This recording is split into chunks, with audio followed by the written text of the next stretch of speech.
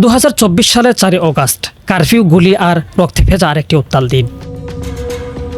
রাজধানী ঢাকা সহ দেশের বিভিন্ন স্থানে তৎকালীন প্রধানমন্ত্রী শেখ হাসিনা পদত্যাগের দাবিতে হাজার হাজার ছাত্র জনতা রাজপথে অবস্থান নেন। বিভিন্ন স্থানে সংঘর্ষ, গুলিবর্ষণ ও সহিংসতার ঘটনায় সেদিন শতাধিক মানুষের প্রাণহানির খবর প্রকাশিত হয়।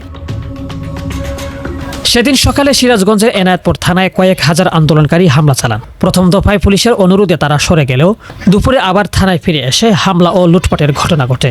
ওই ঘটনায় এনায়েতপুর থানা তৎকালীন ভারপ্রাপ্ত কর্মকর্তা ওসি আব্দুর রাজ্জাক সহ 15 জন পুলিশ সদস্য নিহত হন।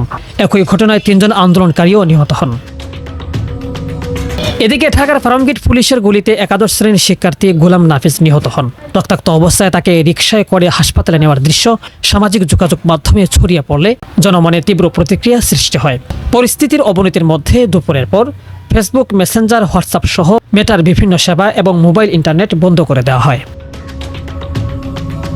সকাল 6টা থেকে রাজধানী সহ বিভাগীয় শহরগুলোতে কারফিউ জারি করে সরকার। একই সঙ্গে 3 দিনের সাধারণ ছুটি ঘোষণা করা হয়।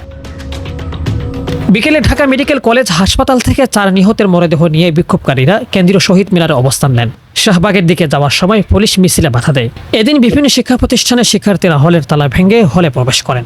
একই দিনে পরিস্থিতি বিবেচনায় পূর্ব ঘোষিত 6 অগস্টের মার্চ টু গাজা কর্মসূচি একদিন এগিয়ে এনে 5 অগস্ট পালনের ঘোষণা দেন বৈষম্য বিরোধী ছাত্র আন্দোলনের অন্যতম নেতা আসিফ মাহমুদ সজীব ভূঁইয়া।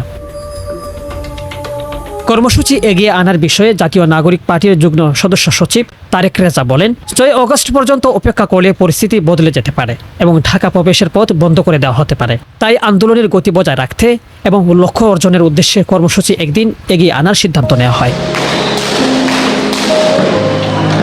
শেখ সাদি, বিডিএস নিউজ।